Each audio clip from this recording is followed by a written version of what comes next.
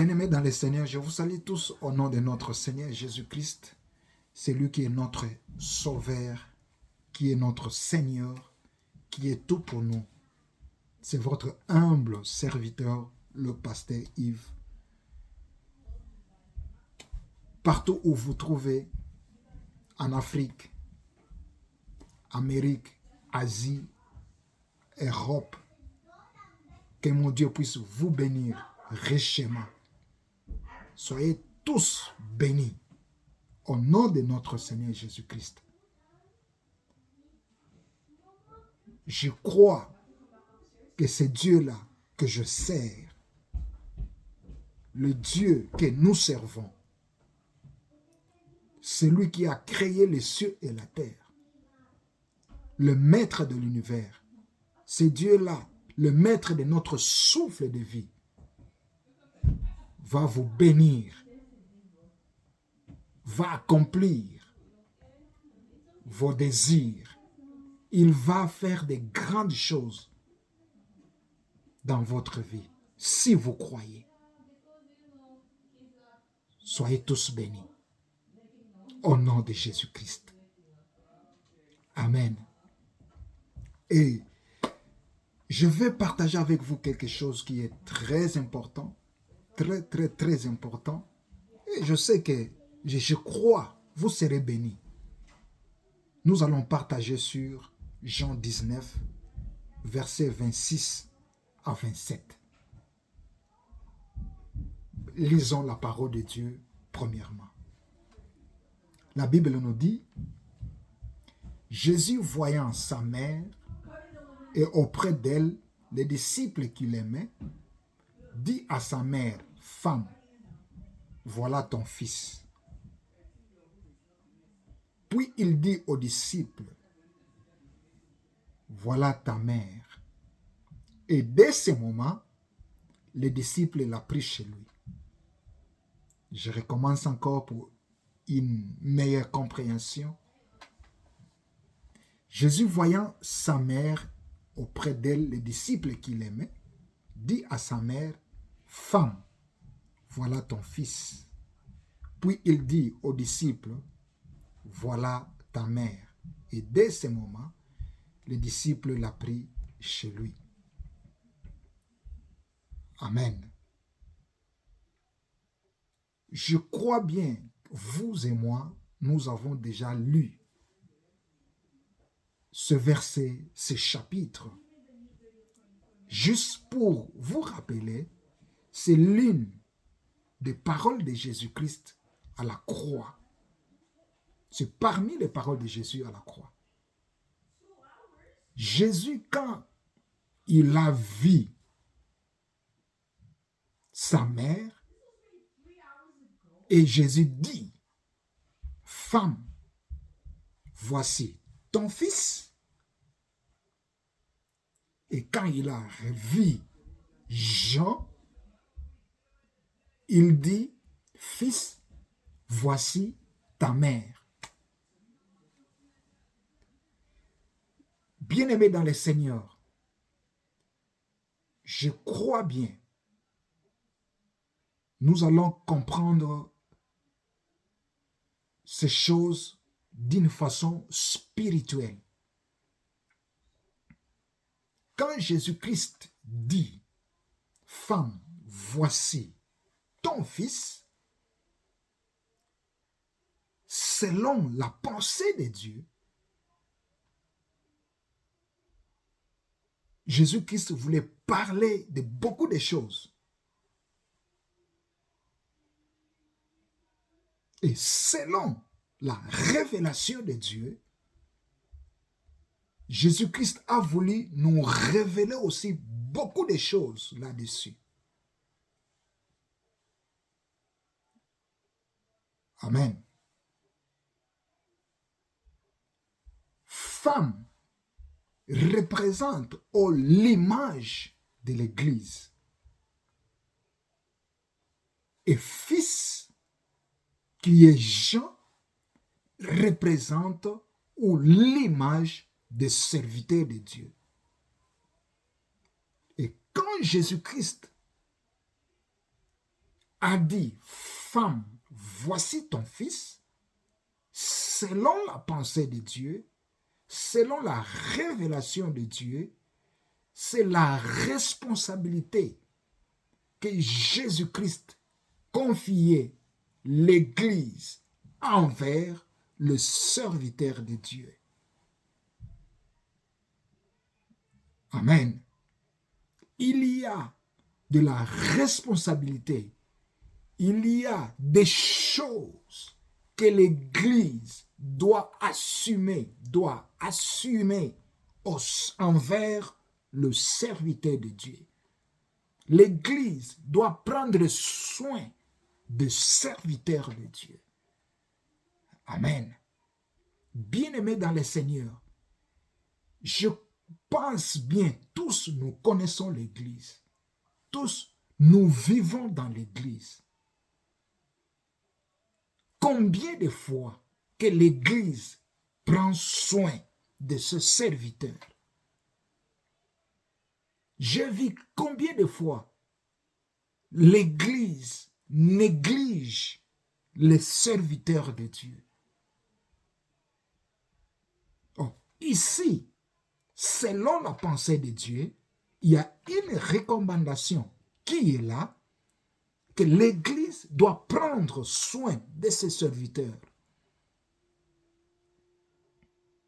Souvent, nous qui sommes l'Église, nous qui sommes dans l'Église, nous frères, nous sœurs, dans l'Église, nous négligeons certaines choses, nous négligeons certaines responsabilités.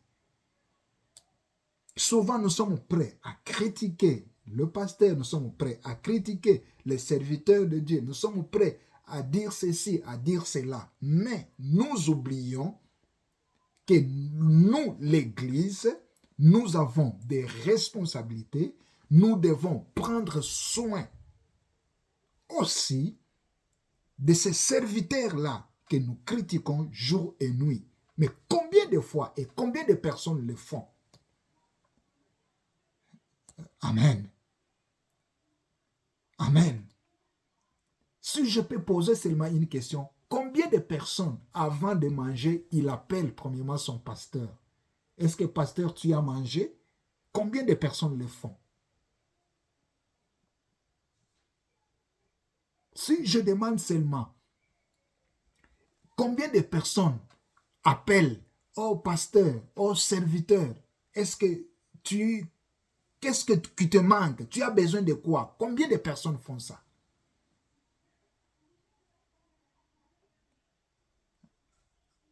Amen.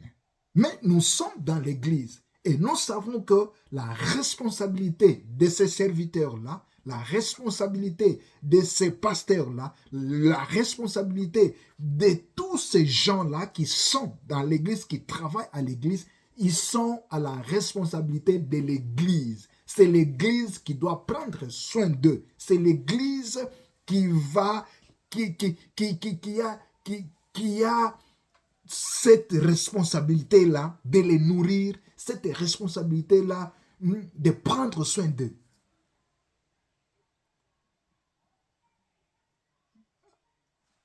Amen. Et combien de personnes le font? Ici, je suis en train d'interpeller l'Église. Il y a les responsabilités, les choses que l'Église doit faire envers les serviteurs de Dieu, et il y a aussi les choses que les serviteurs de Dieu, ou bien les responsabilités des serviteurs de Dieu envers l'Église. C'est vice-versa. Mais je parle beaucoup plus de l'Église. Parce que c'est l'Église, c'est nous, frères et sœurs, c'est nous souvent qui critiquons ces serviteurs de Dieu-là, qui prient pour nous jour et nuit, qui se sacrifient pour nous. Mais nous sommes là pour les critiquer, nous sommes là pour parler mal, nous sommes là pour... Mais sans oublier que nous ne faisons pas notre responsabilité. Amen.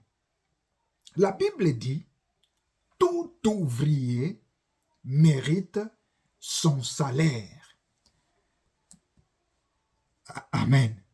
Tout ouvrier mérite son salaire. Selon la pensée de Dieu, qu'est-ce que la Bible voulait nous dire là?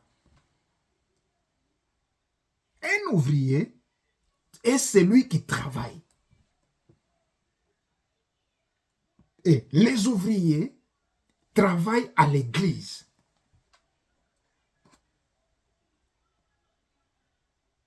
Tout ouvrier mérite son salaire. Qu'est-ce que la Bible voulait nous dire là? Dans d'autres versions, on a dit que tout ouvrier mérite sa nourriture.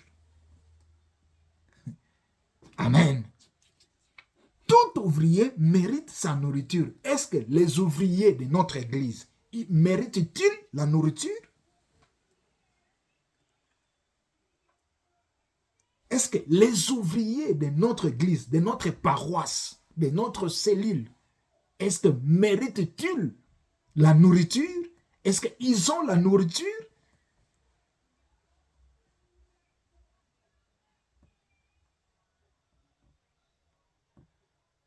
Amen. Tout ouvrier mérite un salaire. Le salaire, c'est la récompense de celui qui a travaillé.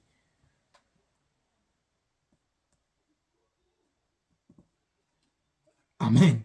Si vous faites l'inverse, tout ouvrier mérite le salaire est mérité par l'ouvrier. C'est-à-dire que ce n'est pas tout ouvrier qui doit avoir les salaires. Là, j'interpelle les gens toujours des paresseux, qui ne travaillent pas à l'église, qui ne se donnent pas corps et âme à l'église, mais qui veulent qu'ils soient payés. Mais ils veulent les salaires. Mais qui sont là seulement pour se disputer. Je n'ai pas eu cela, je n'ai pas ça, je n'ai pas ça, on ne m'a pas donné ça, on ne m'a pas payé. Le salaire est mérité par l'ouvrier. Le salaire doit être mérité par l'ouvrier.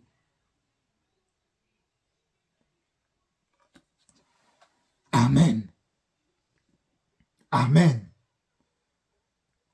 Tout ouvrier mérite un salaire. Cela veut dire aussi quoi? Donc, cela aussi veut dire il y a une part qui est réservée quand tu travailles. Quand tu exerces ton ministère, il y a une part qui t'est réservée que tu auras. Alléluia. Les ouvriers qui travaillent dans notre église, qui travaillent dans notre cellule, qui travaillent dans notre paroisse, reçoivent-ils leur part qui est réservée? Reçoivent-ils leur part qui est réservée? Mais car tout ouvrier mérite son salaire.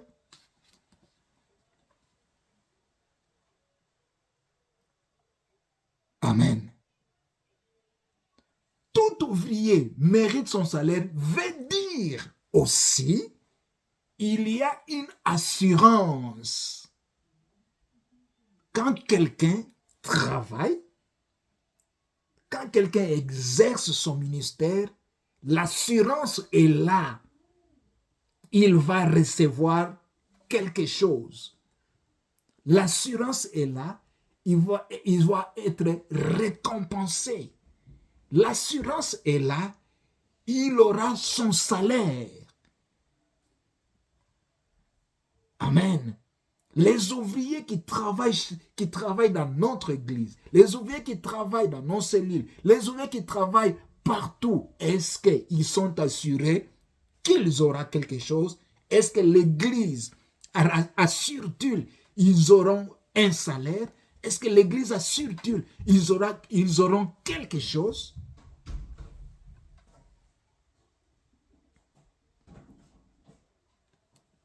Alléluia. Alléluia. Alléluia. C'est la responsabilité de l'Église. L'Église doit arriver à un niveau à comprendre les choses, prendre soin de ses serviteurs de Dieu, de tous ouvriers qui travaillent à l'Église, qui exercent à l'Église. Ils ont aussi besoin d'un salaire. Ils ont aussi besoin de la récompense. Et c'est la responsabilité de l'Église envers le serviteur de Dieu. Il y a des choses, des fois, nous oublions. Ce sont des petites choses, des simples choses, mais qui sont très importantes à l'Église. Laisse-moi vous révéler quelque chose. La première personne à être à l'aise à l'Église, c'est votre pasteur. La première personne que vous devez prier, être à l'aise à l'Église, c'est votre pasteur. Parce que si le pasteur n'est pas à l'aise à l'Église, sachez que le pasteur risque même de vous prêcher la chair. Il doit être à l'aise. L'Église doit prendre soin de son pasteur. La première personne, l'Église doit prendre soin à l'Église, c'est le pasteur.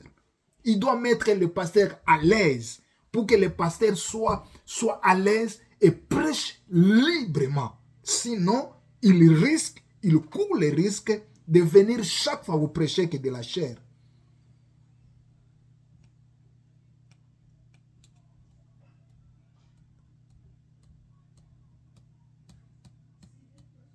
Alléluia. Alléluia. Est-ce que vous prenez soin de votre pasteur? Est-ce que vous prenez soin de tout le monde qui travaille à l'église? Il y a une bénédiction qui est là.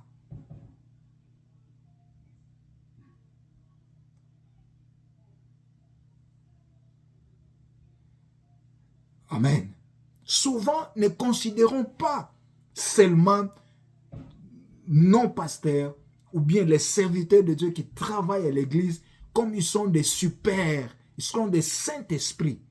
Non, ils ont aussi besoin du lait, ils ont aussi besoin de la nourriture, ils ont aussi besoin du repos, ils ont aussi besoin des voitures, ils ont aussi besoin de prendre quelque chose. Amen. Et qui doit assurer cela? Qui doit prendre soin de cela? C'est l'Église.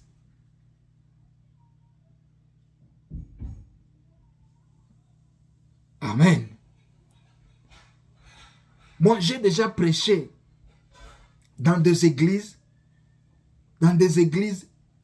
Tu vois même comme ça, l'Église ne s'occupe même pas de leur pasteur. Ils ne savent même pas après le culte si le pasteur va prendre le vélo, si le pasteur va prendre les transports ou pas, si le pasteur va rentrer comment à la maison. L'église ne sait pas. Mais c'est la même personne que l'église s'attend d'être bénie au travers lui.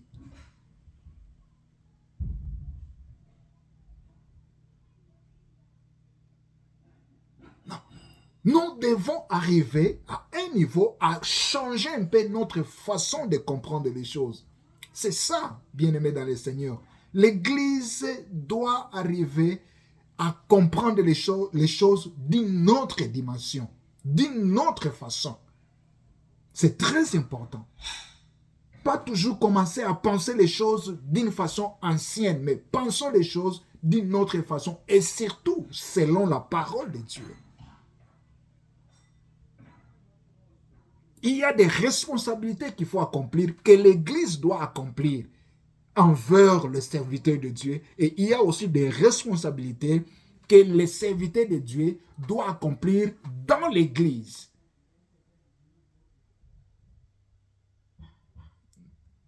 Amen. Amen. Mais souvent, on considère le pasteur, le serviteur comme des supermen. on considère comme des Saint-Esprits, c'est-à-dire ils ne peuvent pas manger, ils ne peuvent pas boire, ils ne peuvent pas s'acheter quelque chose, ils n'ont pas besoin de ça. Non, l'Église doit comprendre que nos pasteurs, nos serviteurs de Dieu, à part les responsabilités que Dieu les a données, ils sont aussi humains. Ils ont besoin de quelque chose à boire, ils ont besoin de quelque chose à manger, ils ont besoin aussi de moyens de déplacement, ils ont besoin aussi d'être à l'aise. Bien-aimés dans le Seigneur, je vous rappelle que quand le pasteur est à l'aise, il y a une autre dimension qu'il prenne les choses. Quand le pasteur est à l'aise, bien-aimé dans le Seigneur, sachez que cette église-là, qui met le pasteur à l'aise, l'église sera aussi abondamment bénie et sera nourrie toujours des choses spirituelles.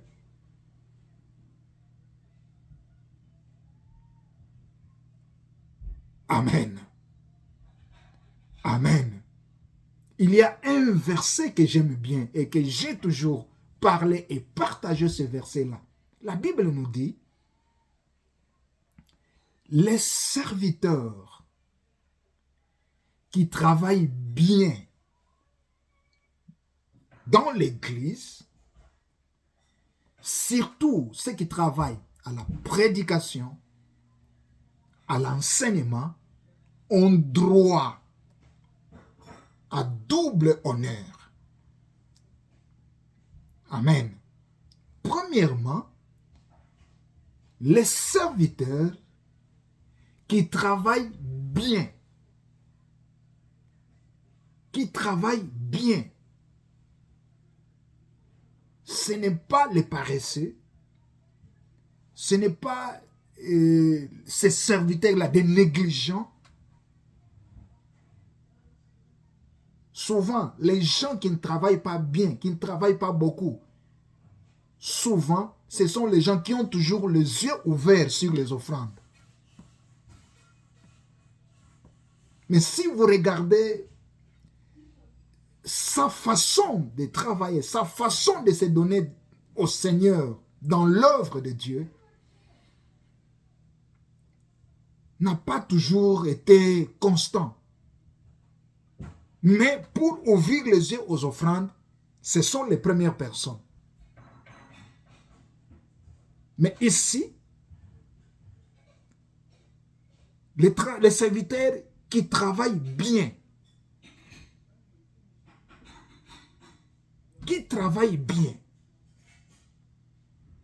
dans la prédication, dans l'enseignement, ils méritent double honneur.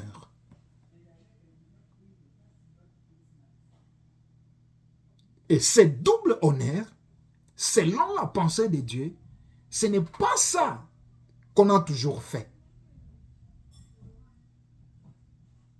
Ce n'est pas les applaudissements qu'on a toujours donnés aux pasteurs, aux serviteurs de Dieu quand ils viennent prêcher. Imaginez, il y a certaines choses qu'on fait, même si on ne les fait pas, ça ne va rien changer. Souvent, on pense que le double honneur, là, c'est quand le pasteur vient entrer pour prêcher, le serviteur de Dieu vient entrer pour prêcher, on applaudit là très fort, on met des pagnes, tout ça, on lui donne double honneur. Non, même si vous ne mettez pas les pagnes, même si vous n'applaudissez pas, si Dieu a dit va l'utiliser ces jours-là, Dieu va toujours l'utiliser. Et les applaudissements et les pagnes qu'on peut mettre, qu'est-ce que ça va donner? Qu'est-ce que ça va augmenter dans la vie de serviteur de Dieu, dans la vie du pasteur? Absolument rien. Et nous, on dit là, on l'a bien reçu avec double honneur. Non, ce n'est pas ça. Ce n'est pas ça. Mais selon la pensée de Dieu, quand on parle de double honneur, les serviteurs qui font bien leur travail, qui travaillent très bien, ont besoin, ont droit à double salaire. Double salaire. Il y a d'autres versions. Les serviteurs qui travaillent bien à l'enseignement, à la prédication, ont droit à être mieux payés. Amen. Est-ce que l'Église prend ses responsabilités pour mieux payer ces serviteurs-là? Est-ce que l'Église prend leurs responsabilités pour donner un double salaire à ces serviteurs-là?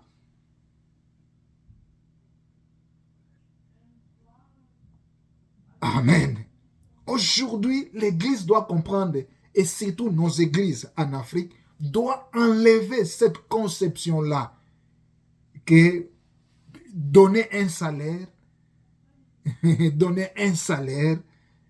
ça devient un péché. Non. On doit enlever cette conception-là. Commencer à payer encore les pasteurs, ça devient mauvais. Commencer encore à payer les gens qui travaillent à l'église, ça devient très mauvais, ça devient comme si c'était un péché. Non, nous devons commencer à changer un peu notre façon de voir les choses. Il existe les salaires célestes, il existe aussi les salaires de ce monde. Oui, bien sûr, le salaire céleste est au-dessus de tous les salaires, est au-dessus de toutes choses. Mais nous sommes dans ce monde où nous vivons. Le serviteur de Dieu doit aussi vivre. Et comment est-ce qu'il doit aussi vivre? Quand il a un salaire, quand il a quelque chose, quand il a une récompense dans ce monde, il doit aussi vivre. Il doit aussi manger, il doit aussi se déplacer, il doit aussi être à l'aise. Mais chez nous, il y a toujours cette conception-là qui est mauvaise. Cette conception-là qui n'a pas été toujours bonne.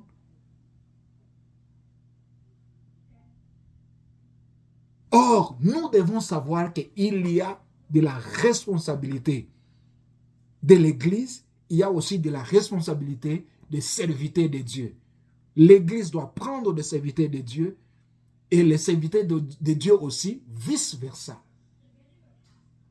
Amen. Alléluia. Soyez tous bénis. Soyez tous bénis. Que Dieu vous bénisse richement. Et surtout, les gens qui vont comprendre, commencer à prendre leurs responsabilités envers les serviteurs de Dieu, ils seront richement bénis. Amen. Amen. Souvent, nous, l'Église, nous oublions des fois ces choses-là. Nous oublions. Or, ce sont des petites choses, mais qui sont très importantes et sont des choses qui apportent la bénédiction. Imaginez-vous, vous appelez seulement votre pasteur. Pasteur, est-ce que vous avez mangé? Comprenez un peu ce que ça fait. Est-ce que pasteur, vous avez mangé? Qu'est-ce que vous avez mangé? Les pasteurs aussi sentent que il y a une responsabilité. Donc, il y a aussi des gens qui se soucient aussi de lui pour demander s'il a mangé ou pas. Et il y a des gens qui veulent prendre aussi cette responsabilité-là.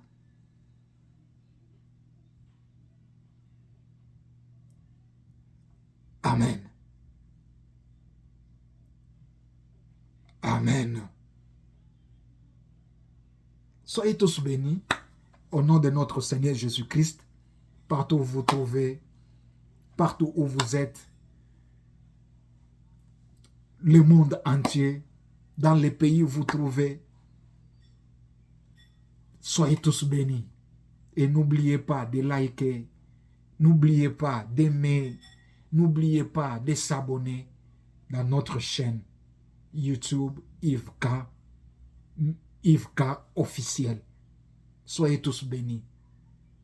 Soyez tous bénis. On n'a pas assez de temps. On n'a pas du temps suffisant Mais il y a beaucoup de choses que nous allons parler ça. Je pense prochainement, on va toujours continuer à parler sur la responsabilité de l'Église envers le serviteur de Dieu. Et c'est très profond, très profond, très profond, très profond. Vous sentez combien le serviteur, quand il sent quand même, et quand il voit que l'Église aussi fait sa responsabilité, l'Église aussi prend soin de lui. Vous savez combien, qu'est-ce que ça porte au serviteur de Dieu? Comment aussi le serviteur de Dieu se sent là où il est? Soyez tous bénis. Amen.